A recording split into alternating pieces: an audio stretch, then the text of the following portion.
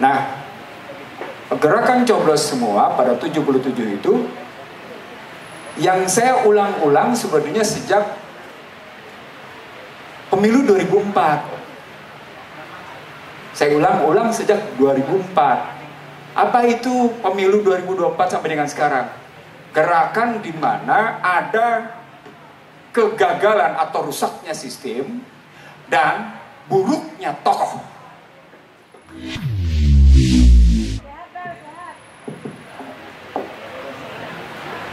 Baik, terima kasih. Assalamualaikum warahmatullahi wabarakatuh. Alhamdulillahirrabbilalamin. Wassalatu wassalamu ala asrafil anbiya'i wal mursalin wa ala alihi wa sahbihi ajmain. Allahumma shalli sayyidina Muhammad wa ala sayyidina Muhammad.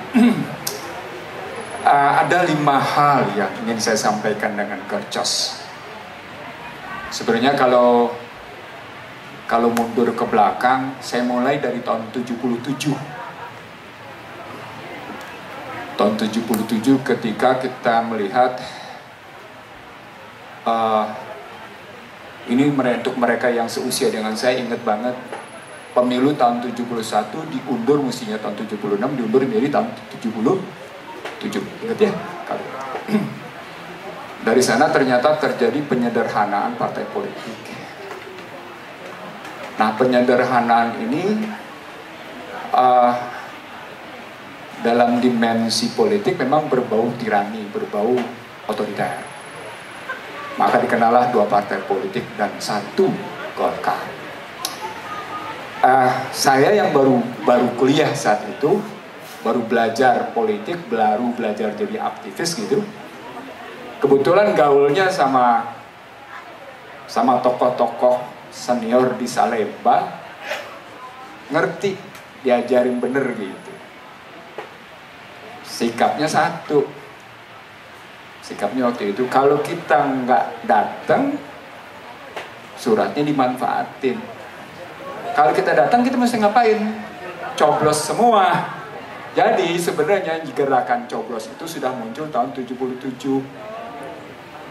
Ya. Itu digagas oleh teman-teman yang aktif di Salemba. Waktu itu UI masih di Salemba, belum pindah ke Depok. Senior-senior waktu itu di bawah pengaruh Rektor Mahar Marjono. Nah, gerakan coblos semua pada 77 itu yang saya ulang-ulang sebenarnya sejak pemilu 2004. Saya ulang-ulang sejak 2004. Apa itu pemilu 2024 sampai dengan sekarang? Gerakan di mana ada kegagalan atau rusaknya sistem dan buruknya tokoh. Jadi kalau kita bilang gerakan coblos semua, sebenarnya 2 hal. Yang pertama, sistemnya salah. Ya, ulang.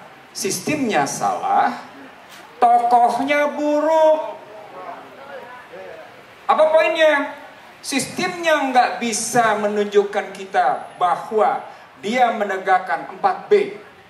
Baik, benar, bertanggung jawab, dan berani menegakkan keadilan. Itu sistem. Jadi sistem itu 4B. Dia harus baik, dia harus benar, dia harus bertanggung jawab, dia berani menegakkan keadilan. Bukan berani bela keluarga.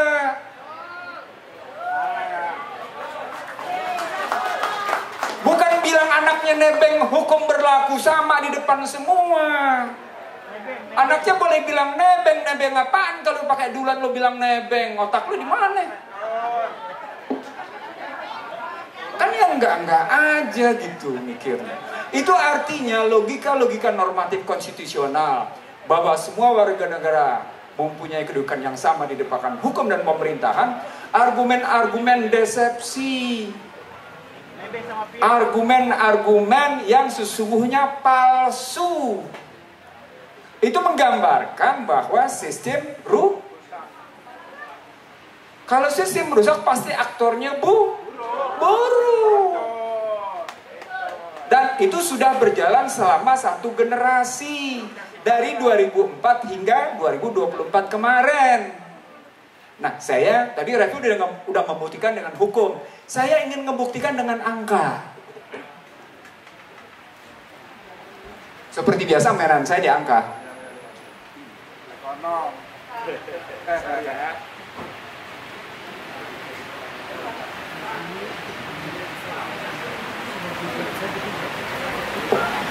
Mari kita mulai dulu dengan perubahan jumlah penduduk dan jumlah pemilih tetap. Ulang ya, logikanya adalah ini kan kalau pemilu kita pasti bicara 5 hal. Sistem pencoblosan, sistem pemungutan suara, dan bagaimana pencoblosnya, siapa penyelenggaranya, bagaimana badan resolusinya, dan kemudian sistem apa yang dipakai dalam. Pasti 5 hal dalam pemilu. Saya ingin ringkas aja. Sejak 2004 sampai dengan 2024 tidak terjadi relasi yang sangat signifikan.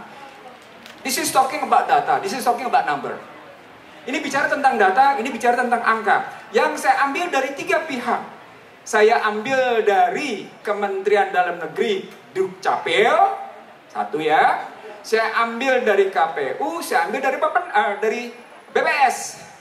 Nah, ternyata ketika saya telusuri pertambahan penduduk sejak 2004 diikuti dengan pertambahan jumlah DPT, tidak terjadi hubungan yang signifikan. Dalam bahasa yang sederhana, secara akademik, peningkatan jumlah DPT atau penurunan jumlah DPT tidak bisa diterima secara akademik. Contoh. Pada 2004 ke 2009, gitu ya, jumlah penduduk meningkat 13.515.000. Tapi apa yang terjadi dengan jumlah DPT? Jumlah DPT saat itu meningkatnya 23.054.000. Ini apa logikanya nih? Ini logika politiknya apa nih? Nggak ketemu gitu. Lompat sekarang, lompat ke 2024. Jumlah pertambahan penduduk 14.194.000. Jumlah pertumbuhan pemilih 4.819.352. Nggak juga punya relasi signifikan. Ini pergeseran penduduk di mana nih? Jawabannya ada nggak? Ada nggak jawabannya kira-kira? Apa jawabannya kira-kira? Jawabannya DPT fiktif. Ulang ya, ulang. Ini konkret. Jawabannya adalah DPT fiktif. Apa indikator DPT fiktif? Karena orang-orang seluruh Indonesia diam tentang DPT fiktif, gua ngambil data resmi. Data resmi diambil dari mana? Di 2 tempat. Di Kementerian Keuangan dan Kementerian Sosial. Apa bilangnya Kementerian Keuangan bilangnya? Terdapat sejumlah desa fiktif. Nah, lo, desa fiktif nih. Kalau desa fiktif, penduduknya fiktif nggak? Fiktif. Kok dialokasikan anggaran? Pusing dulu. Nah, satu. Pindah kita ke sebelah. Ke Kemensos. Kemensos bilang, terdapat penerima bansos fiktif. Nah, lo. Makin gila lagi penerima bansos fiktif. Pindah lagi ke KPK. KPK menyatakan, dengan penerima bansos fiktif, negara dirugikan sekitar 10 sampai dengan 11 triliun. Gue tanya sama lo semua, lo percaya nih sama ini sistem? Nah, lo sederhana aja logikanya. Kita nggak usah bicara dulu soal uang, ntar uangnya lain lagi nih. Ini hal ketiga yang gue bicarain sama lo. Gue Betawi, jadi gue ngomongnya belum gue ya. Jadi kalau gue bilang ini kejadian begini, maka sesungguhnya ada yang bermasalah di dalamnya. Nah, kalau yang bermasalah itu intinya ada di mana? Mundur ke belakang. Jangan bilang langsung rejim dulu. Jangan rejim dulu bilangnya. 9799 Iksanuddin Nursi anggota DPR. 99 2001 Iksanuddin Nursi mundar mandir istana. Ya. Ini pengalaman pribadi nih. 9799 satu-satunya manusia yang menolak IMF dan nggak mau tangannya dibawa terhadap Bill Clinton dan Michael Karamzov, gua manusianya. Nah, Masya Allah, subhanallah, gue tidak sedang berbangga diri. Jujur, ini bukan dalam rangka berbangga diri, ini tidak dalam rangka ujub, ini tidak dalam rangka riya. Ini dalam rangka kulil haqqa walau kana murad. Rabbana ma khalaqta hadza batilan subhanaka faqina azabana. Jadi ada tuntunan agamanya bersikap begini.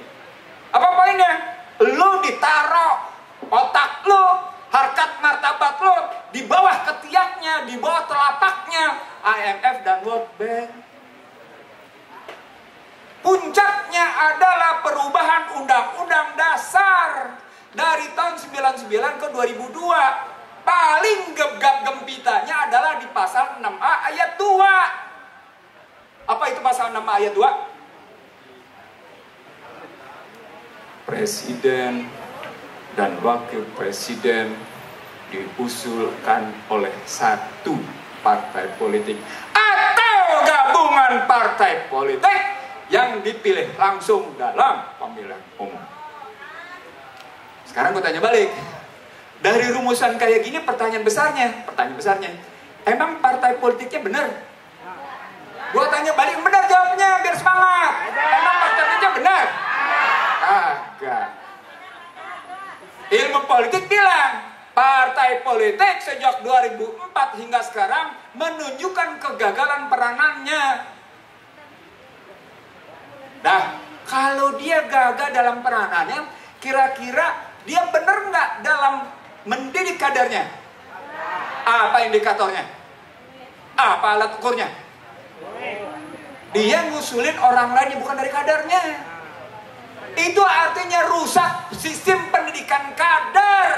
Itu artinya rusak sistem mobilitas vertikal. Lebih dahsyat lagi ketika partai politik bermuatan atau berjiwa dinasti keluarga. Karena itu setiap pemilu gua bilang, tadi Bin dengan bangga nyebutin Vox Populi, Vox Day. Gua bilang bukan soal Vox Populinya kalau tulisan gua. Ada yang lagi belanja suara Tuhan. Ngerti maksudnya? Kan lo bilang suara rakyat suara Tuhan. Suara rakyatnya dibeli, berarti dibeli suara siapa? Suara Tuhan. Pilkada kira-kira belanja suara Tuhan nggak? Emang bisa suara Tuhan dibeli? Lu ditipu lagi di situ. Lu sederhana logikanya. Ada logika yang nggak beres dalam sistem. Udah ya, sekarang kita pindah ke angka. Ini baru bicara sistem aja udah kayak gitu. Sekarang kita nanti yang ketiga, yang keempat, kelima baru kita bicara tokoh ya. Rahma minta maaf sebentar. Ini cuma bicara angka untuk membuktikan bahwa sejak 2004 hingga sekarang yang terjadi adalah penghisapan dan pemiskinan struktural lewat sistem politik.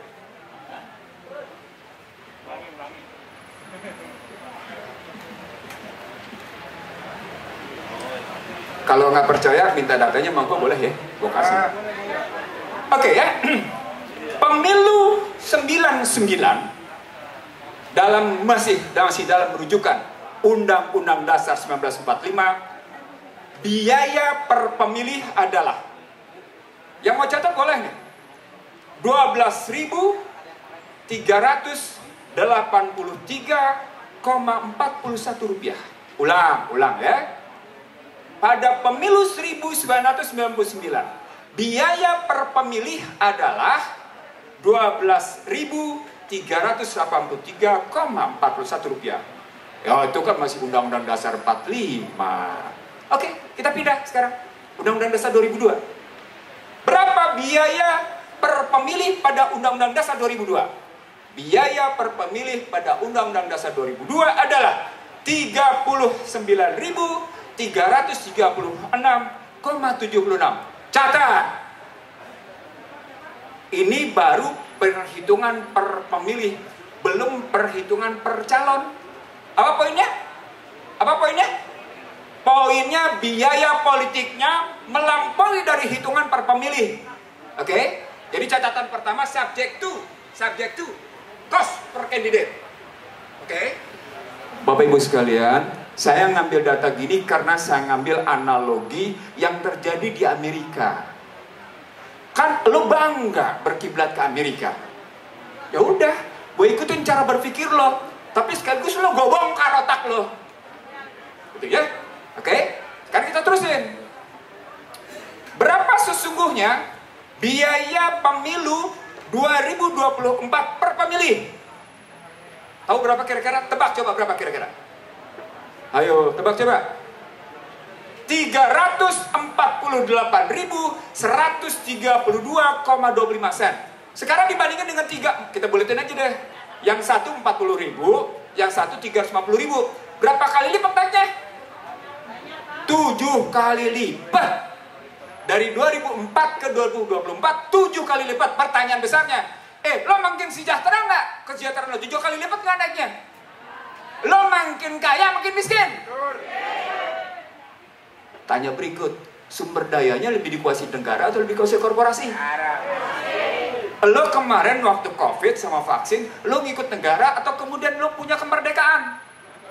Pusingkan jawabnya. Pusingkan jawabnya. Gua bilang, mereka yang ikut vaksin dan COVID pada hakikatnya tunduk pada kudeta korporasi. Kalau kurang bukti, baca Bangsa Terbelah. Sebentar lagi Prahara Bangsa gue keluarin. Gue buktiin nama lo dengan angka lagi-lagi. Dengan angka lagi-lagi. Dengan angka dan dengan pemain. Artinya kita lihat bagaimana sebenarnya lembaga-lembaga multilateral mendikte dunia karena kebetulan si kulit putih satu ini kalah sama kuning dalam persoalan tarung duit. Gitu. Betawi bilangnya begitu. Nah, yang keempat.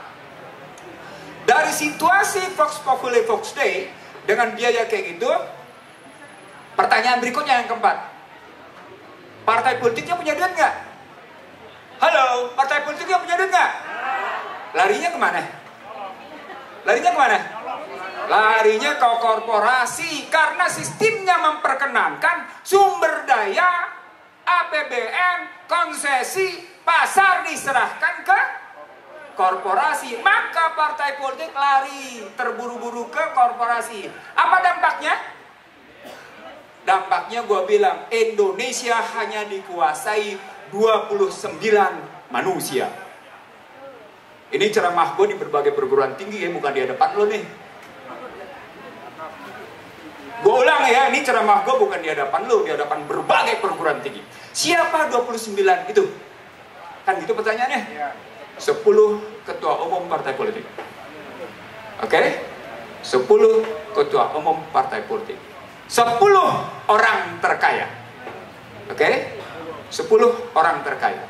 Mau bini bilang 10 boleh. Partai politik, oh kan bukan 10 partai politik, 9. Iya 9 aja deh. Karena yang ada di DPR cuma 9. Yang main habis-habisan 9. Oke. 9 tambah 10, 19. Berapa hakim Mahkamah Konstitusi? 9. Berarti 28 ya? Satu lagi siapa? Presiden. Ketemu dia 29. Lo nggak bisa bikin apa-apa. Cuma mereka yang main nentuin negeri ini. Jadilah selama 9 tahun, 10 tahun ini semua situasi di bawah ketiak presiden. Di bawah ketiak presiden. Ya, terakhir. Bapak Ibu sekalian, gerakan coblos semua pada hakikatnya membuktikan sedikit demi sedikit demokrasi digital mulai berpengaruh. Nih anda nih yang di depan nih, yang pada pakai kamera nih, mempengaruhi kesadaran publik tentang bagaimana sesungguhnya demokrasi yang dibawa dari barat itu sebenarnya palsu.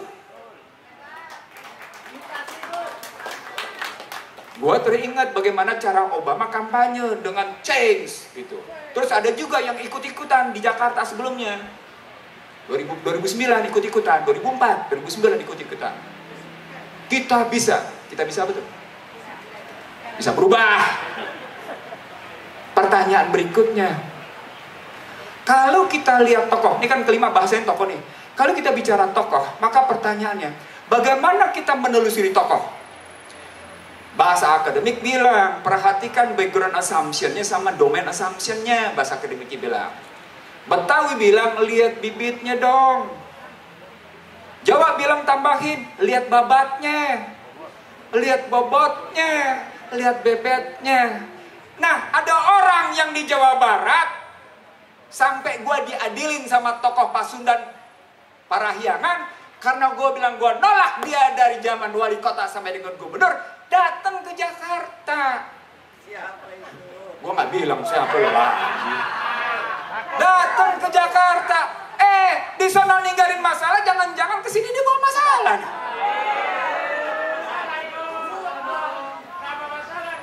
Ada orang bilang, hebat kota Bandung, tamannya berwarna, iya, desain arsitekturnya cahaya, bukan keindahan kejiwa. Ulang ya, gue yang ngomong.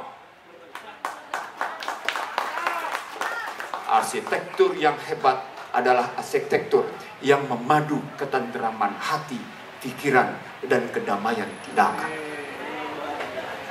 Itu jago dia. Iya. No, gue narasumber buat sekolah arsitektur di ITB salah satunya. Jadi gue bilang, gimana cerita ITB nggak bisa memberikan masukan kepada si gubernur yang bersangkutan dalam rangka memperbaiki tatanan hidup di Jawa Barat dan Bandung. Datang ke Jakarta, repotnya Jakarta terima. Bukan terima itu bahasa gue. Lo terima Jakarta dijadiin kota global. Masya Allah, la haula wala quwata illa billah. Kalau lo terima Jakarta jadikan kota global, lo bersedia diri dihisap dan dieksploitasi oleh kekuatan global. Bahasa global itu gitu. Itulah Sustainable Development Goals.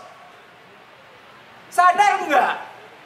YouTube gue umurnya cuma 4 jam nih. Ini manusianya satu nih. YouTube gue umurnya cuma 4 jam ketika gue ngebuktiin kayak gini. Jadi tantangan kita bukan hanya karena sistemnya yang rusak. Tokohnya juga buruk. Muncul lagi tokoh. Jadi anggota DPR nggak jelas. Jadi menteri juga nggak jelas. Ngapain? Paling tidak kan ada, kan tadi gue bilang, ada persoalan background assumption sama domain assumption. Artinya, kita mesti jelas nih orang siapa gitu. Terakhir, ada yang coklat, agamanya beda. Kebetulan kampanye soal COVID, soal vaksin. Kita lupain deh soal agamanya. Isunya dia benar nggak? Isunya dia benar nggak? Benar. Isunya dia benar. Ngapain Budi Gunadi Sadikin, Menteri Kesehatan, mesti tanda tangan Bill Gates, Melinda Foundation, sementara menurut The Times London dan Wall Street Journal, kebijakan mereka adalah population shrinking. Jawab! Jawab! Teman-teman sekalian, ini tantangan besar buat masyarakat Betawi. Lo tuh sedang dibodohin. Berhenti dibodohin. Maaf ya, ini forum terbuka ya. Siapa aja lah berkuasa, gue sendirian gue lawan. Ayo. Tapi ngomongnya akademik, jangan ngomong kekuasaan. Ngomong kekuasaan gue nyerah. Tapi ngomong akademik, nggak 1 milimeter pun gue mundur. Nggak 1 milimeter pun gue mundur. Enggak. Barat, si Amerika yang jadi kiblat itu sekarang aja udah kepusingan. Masyarakatnya butuhnya fentanyl, butuhnya kentamin. Lo tahu nggak fentanyl apaan? Lo tahu nggak kentamin apaan? Buset dah. Betawi bilang buset dah. Itu masyarakat udah kayak zombie. Ya Allah ya Tuhan, 6,9 triliun dia tidak bisa atasi apa-apa. Dalam ceramah gua, 1 abad mereka gagal berkuasa di panggung dunia. 1 abad mereka gagal. Dan lo mau ngikutin jejak mereka yang gagal itu. Itu keinginan gua hadir di sini. Watawassaw bil haq, watawassaw bil sabr. Please, lo jangan ikutin ajaran yang merendahkan harkat martabat lo. Jangan ngikutin ajaran yang merendahkan kemanusiaan yang tidak berpola tangguh. Dalam sejarah umat manusia, nah kemarin nih ada yang bangga nih, tanda tangan MOU antara Taman Suropati sama London. Dia bilang, saya ingin tahu bagaimana Indonesia bicara tentang peranan wanita dalam berbagai segi. Saya ingin peranan wanita makin hari makin meningkat. Kampanye simbolik torture tuh. Kampanye simbolik torture tuh. Tapi semua orang diem. Bahwa sesungguhnya sama seperti tamu kemarin. Ada tamu tanggal 5, tanggal 6 ngatur si mayoritas utama. Hah? Dan lu diam. Gue gak sedang ngebakar. Gue cuma ingin menyatakan pentingnya mempertahankan harkat martabat tanpa mengganggu harkat martabat manusia yang lain. Itu kata kuncinya. Nah kalau gue demikian bersemangat, tidak lain tidak bukan, tidak ada orang lain yang bisa menolong diri lo kalau diri lo sendiri gak bisa menolong. Ku anfusakum wa ahlikum nar. Dan itu hanya terjadi ketika kita bisa wa'tasimu bihabillah jami'ah wala tafarraqu. Dan itu hanya bisa terjadi ketika kita bilang ya ayyuhalladzina amanu ittaqullaha haqqa tuqatih wala tamutunna illa wa antum muslimun. Yang tengah-tengahnya adalah ya ayyuhalladzina amanu in tansurullah yansurukum wa yusabbit aqdamakum. Ketika lu tidak bisa melakukan itu semuanya, yakinlah harkat martabat lo rendah. Ulang. Ini janji Allah. Bukan janji siapapun, tapi ini janji Allah. Siapapun yang mencoba untuk menanggalkan keempat hal tadi, lepasi rendah harkat martabat. Assalamualaikum warahmatullahi wabarakatuh. Waalaikumsalam warahmatullahi wabarakatuh. Luar biasa Bang Ihsanudin.